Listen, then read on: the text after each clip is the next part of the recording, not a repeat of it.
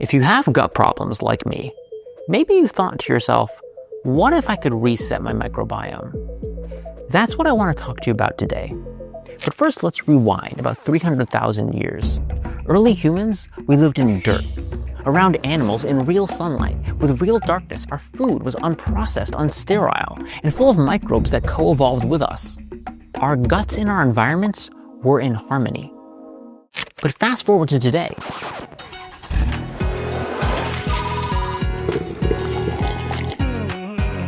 Today, our microbes are under attack by sugary breakfast cereals, stressful jobs, pesticides, antibiotics, and ingredient lists so long you'd need 3 PhDs to decode them. We live in a world that our biology doesn't recognize, and it's reflected in our health. For me, this story is personal. When I was a newborn, I had a fever of 106, and doctors slammed me with strong antibiotics. Maybe it was a smart call then, but it scarred my microbiome for life, increasing my risk of inflammatory bowel disease by 500%, which I ultimately did develop. So here's the big question. If your gut ecosystem is broken, can you hit reset? Let's discuss. Diversity breeds resilience, induces remission in 60 to 85%, insulin resistance within just 5 days, starve off problematic pathogenic species. This is actually one way to define fitness. These can impair metabolic health through microbiome disruption. It's like playing roulette with your gut. In the rest of this video, I'm going to walk through 4 phases of a microbiome reset. Elimination, early repopulation or repopulation if you like microbiome puns, advanced repopulation and challenge, and then finally maintenance. We're going to walk through diet specifics, food selection and sequencing, and even go beyond diet. But let's start with phase 1, elimination. The concept itself is pretty straightforward. Wipe the slate clean, like you're shaking an Etch-a-Sketch, and start over. Now, when I say wipe the slate clean, I'm not talking about making your microbiome entirely sterile. That's impossible, and we don't want to hammer you with antibiotics. More on that later. Rather, I mean an elimination diet to, in theory, starve off certain bad bugs, pathogens that may be holding unfavorable niches, corners in your microbiome. Probably the most effective way to do this is through an animal-based carnivore-style approach, sustained for about 8 weeks. You see, by removing plant material, which predominantly feeds gut microbiota, both good and bad, you won't wipe out your entire microbiome, but you can potentially starve off problematic pathogenic species and the worst of the sugar feeders. At least that's the idea. And just to give a little further justification and clarification, this idea does have legs, as revealed by some under-recognized but used clinical practices. For example, treatment-resistant cases of inflammatory bowel disease can actually be treated with fiber elimination diets. This, to quote one paper, induces remission in 60 to 85% of inflammatory bowel disease cases.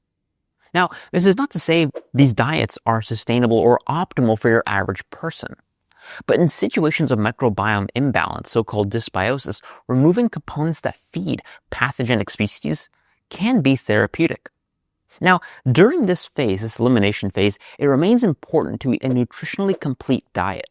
This is achievable on a carnivore diet if you include organ meats and whole organisms, like liver and heart, which are packed with micronutrients, and whole sardines, which are whole organisms and extremely nutrient dense.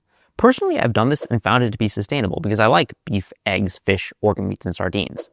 But if organ meats and whole organisms aren't of interest to you, or even if they are, you can use carefully selected multivitamins for micronutrient coverage. I'll provide some brand suggestions in the associated newsletter, linked in the video notes, and at minimum I'd highlight keeping your calcium intake up with a calcium supplement before you introduce dairy. It's kind of hard to get calcium just from animal-based foods that aren't dairy. In fairness, you can also get calcium from mineral water. This is the mineral water I drink, Gerolsteiner. It has 260 milligrams of calcium per bottle, so in theory, you could get all the calcium you need from this. Also, it's high in lithium, which is good for the brain. See this video for more. Anyway, a note on fats quickly before we start moving on. On strict carnivore, technically speaking, tallow and ghee, which is clarified butter, would be your staples. That said, even during this phase, I don't think there's any harm in keeping minimally processed, high-quality fats that are plant-based like extra virgin olive oil, avocado oil, and macadamia nut oil in your diet if you prefer these as fat sources. And a note on transitionary symptoms.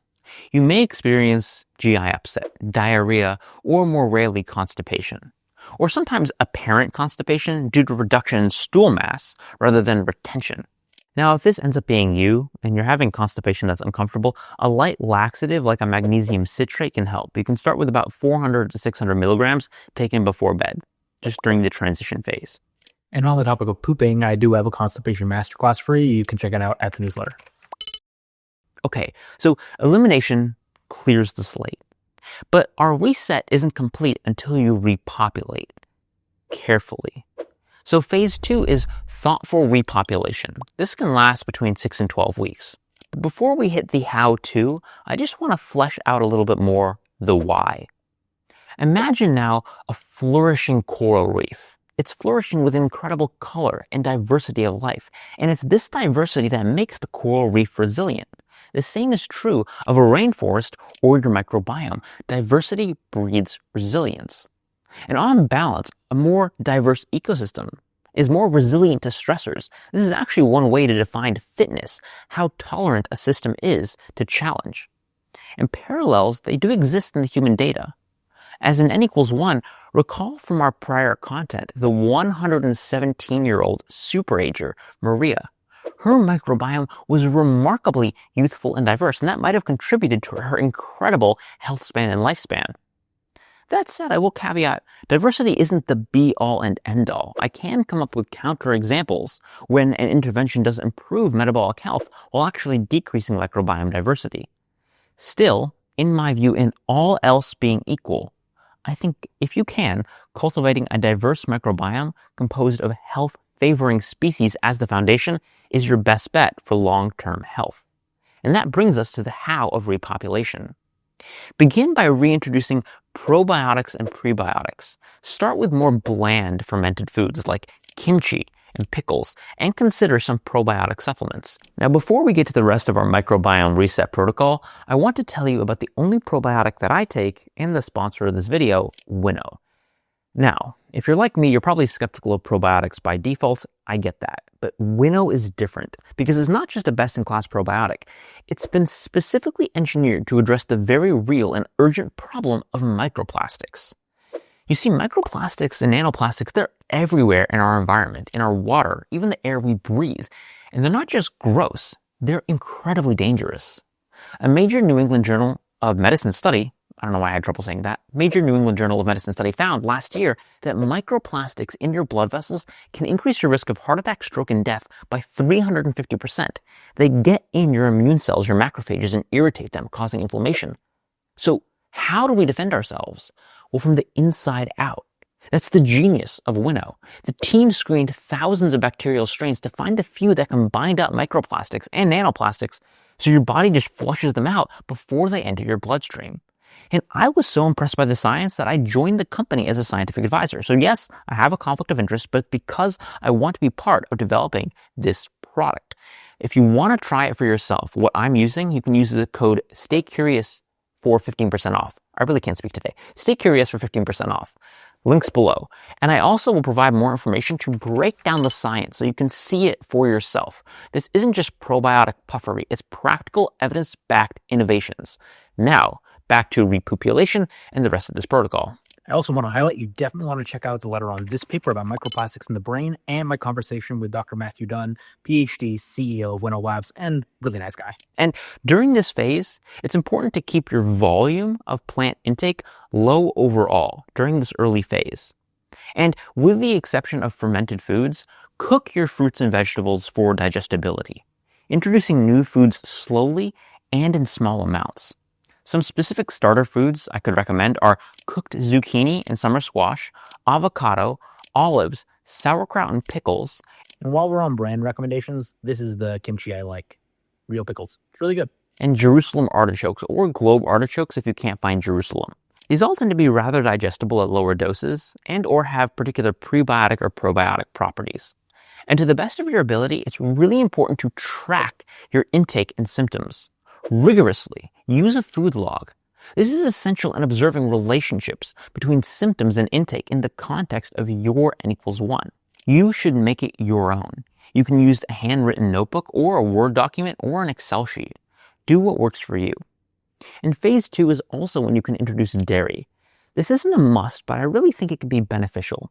Focus on A2 dairy sources. That means A2 casein coming from sheep, goat, or buffalo, or when specified, labeled A2 if it's a cow dairy source. This is because the A1 casein, their alternative, is more likely to cause inflammation, GI upset, and autoimmune issues.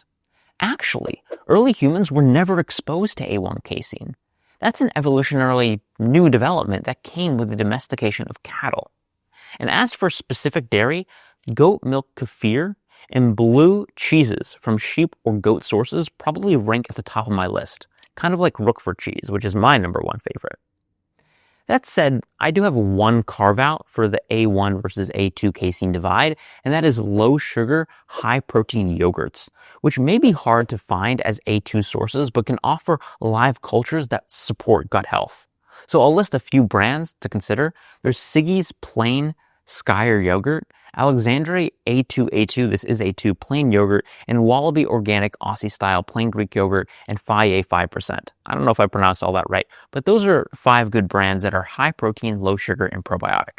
Anyway, that brings us to phase 3, which is advanced expansion of your microbiome and repopulation. Phase 3 extends phase 2 by increasing the variety and dose and challenge of your foods. So here you can start with more challenged foods that are harder to digest, and if you do, expect mild or moderate symptoms. These may resolve over time, but if you experience serious GI discomfort, it's fine to scale back. Here are some foods to try. These are the challenge foods. Cruciferous vegetables like broccoli, cauliflower, and Brussels sprouts. Nuts and seeds. Ideally, you want to intake these raw. Start with macadamia, which are easier to digest, and follow it up with things like walnuts, sesame, and tahini. Raw vegetables you can introduce in this phase, like simple salads with an extra virgin olive oil dressing. Make sure to keep your probiotic and fermented food intake up, and continue food and symptom logging to track patterns that are unique to your system. And finally, we get to phase 4, which is maintenance.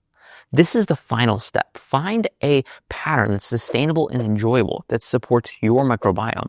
And it's always reasonable to cycle back to an earlier phase if you feel it helps, if you need another little micro reset.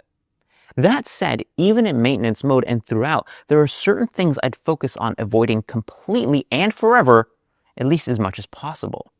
Number 1 on this list is artificial sweeteners. Avoid aspartame, saccharin, and sucralose. Human studies show these can impair metabolic health through microbiome disruption. For example, this graph shows the human response on an oral glucose tolerance challenge after consuming artificial sweeteners. Now, in this 7-day trial, 4 out of 7 participants developed insulin resistance within just 5 days of modest artificial sweetener intake. This isn't a one-off. In general, artificial sweeteners can disrupt the microbiome. And even more striking, actually, in this study, when microbiomes from the responders, those who consumed the artificial sweeteners and had insulin resistance, when these microbiomes were transplanted to germ-free mice without microbiomes, the mice also developed insulin resistance. The TLDR on this is artificial sweeteners in humans can promote insulin resistance and do so by disrupting the microbiome. So avoid artificial sweeteners to keep your microbiome healthy. That said, natural alternative sweeteners like allulose, stevia, and monk fruit are likely safer, and I think they're fine. Moving on, artificial food colorants. Avoid dyes like yellow 6 and red 3.